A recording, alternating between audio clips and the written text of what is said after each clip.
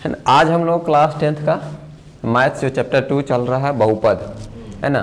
तो बहुपद में जो एक्सरसाइज 2.2 है उसका क्वेश्चन नंबर जो 2 है, तो क्वेश्चन नंबर 2 में दिया हुआ है कि शून्यकों का योगफल और शून्यकों का जो गुणनफल है वो दिया हुआ है, और ये दोनों का मदद से हम लोग को क्या करना है, एक द्विघात बहुपद बनाना है।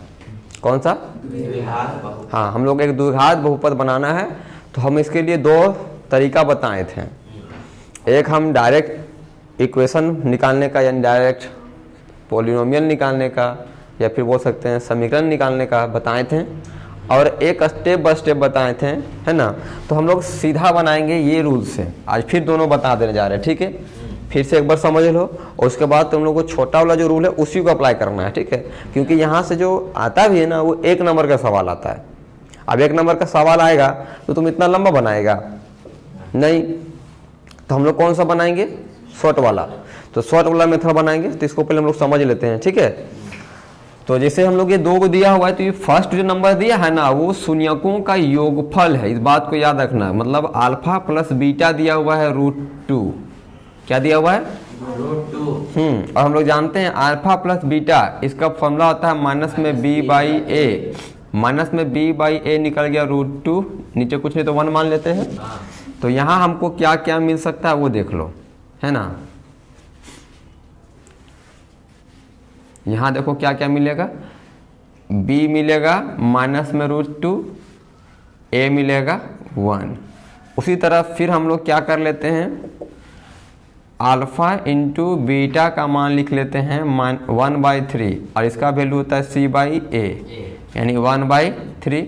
अब c का वैल्यू तो c है, लेकिन 1 का वैल्यू तो यहाँ से 1 है ना, तो 1 नीचे लिख कर ना लिख के कोई फायदा देगा नहीं। तो c बराबर हम लोग को यहाँ से क्या मिल गया, 1/3, यानी a मिल गया, b मिल गया, c मिल गया। अब हम लोग क्या कर लेते हैं, द्विघात बहुपद बना लेते हैं। द्विघात बहुपद, तो द्विघात बहुपद बनाएंगे तो px बराबर हम लोग जानते हैं ये ax² plus bx plus c होता है, और a का मान अगर देखेंगे तो यहाँ 1 मिलने वाला है ना। तो 1 लिखेंगे तो यहाँ कोई प्रभाव पड़ेगा नहीं, सीधे केवल x² बच जाएगा। प्लस में bx चाहिए, तो प्लस में bx चाहिए तो b की जगह कितना है, माइनस में √2 है ना, तो √2x हो जाएगा। और c का मान देख लेते हैं, प्लस में 1/3 है, क्या है, प्लस में 1/3 है।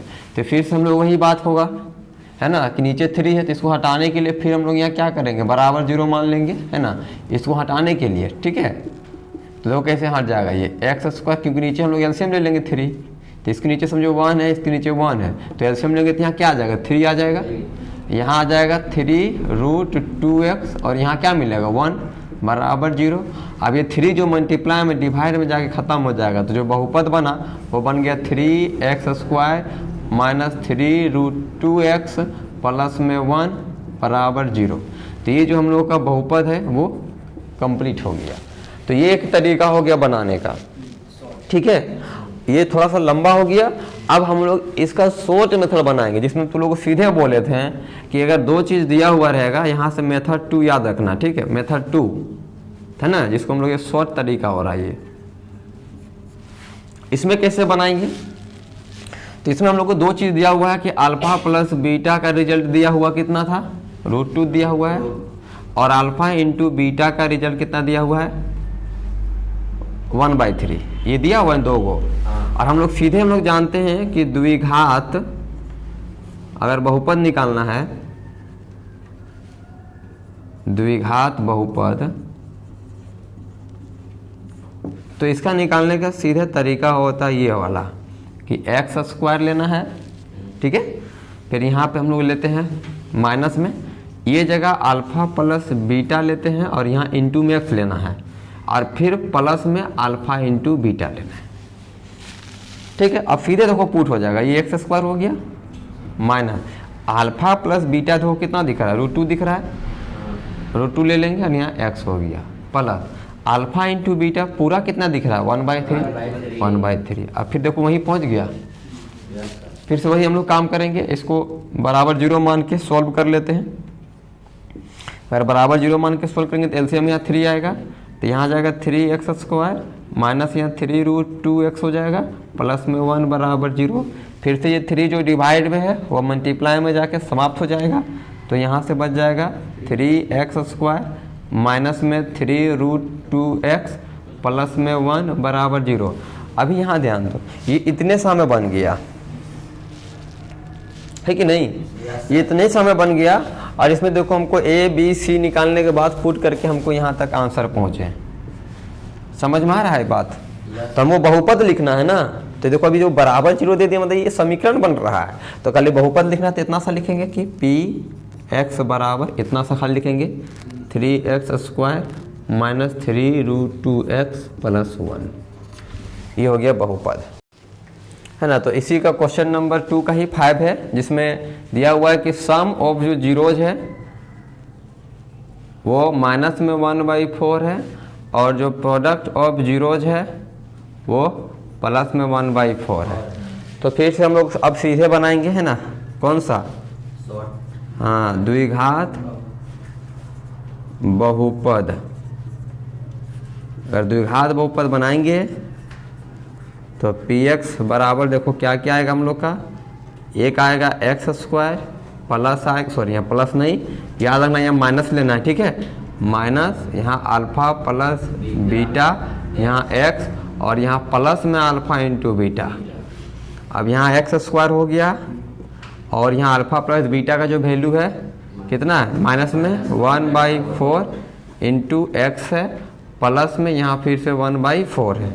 तो हम लोग जान रहे हैं x² होगा, यहाँ माइनस माइनस हो जाएगा प्लस में 1/4 इंटू एक्स प्लस में 1/4 इक्वल टू 0 मान लेते हैं। हाँ, इसको सॉल्व करने के लिए, क्योंकि यहाँ नीचे 4 है ना, तो इस 4 को हटाने के लिए क्या करेंगे, एलसीएम ले लेते हैं 4 को।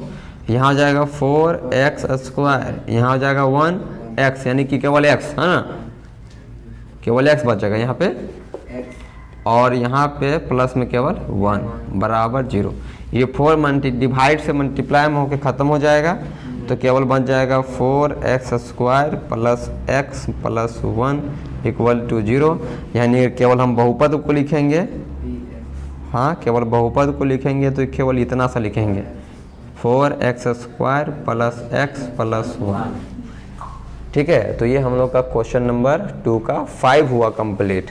और है क्या? नहीं। और है 6, बोलो 6 नंबर कितना है, क्या क्या सवाल इसमें?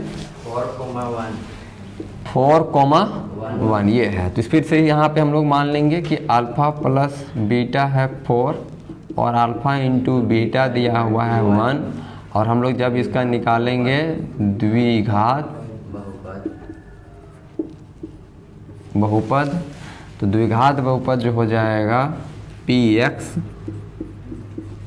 इक्वल टू, हम लोग लिखेंगे सबसे पहले फिर से x² minus alpha plus beta x plus alpha into beta, ये फिर से हो गया x²। याद रखना है अल्फा प्लस बीटा ये पूरा 4 दिया हुआ है, ठीक है, तो हो जाएगा 4x, और यहाँ अल्फा इंटू बीटा पूरा दिया हुआ है प्लस में 1, तो यहाँ लिखेंगे प्लस 1, तो सीधे आंसर हो गया।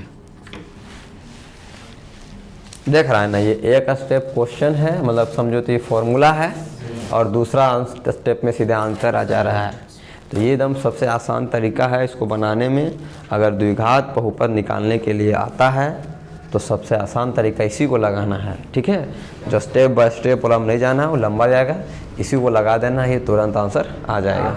और है, चलो ठीक है, तो फिर हम लोग नेक्स्ट दिन नेक्स्ट टॉपिक के साथ पढ़ेंगे, है ना।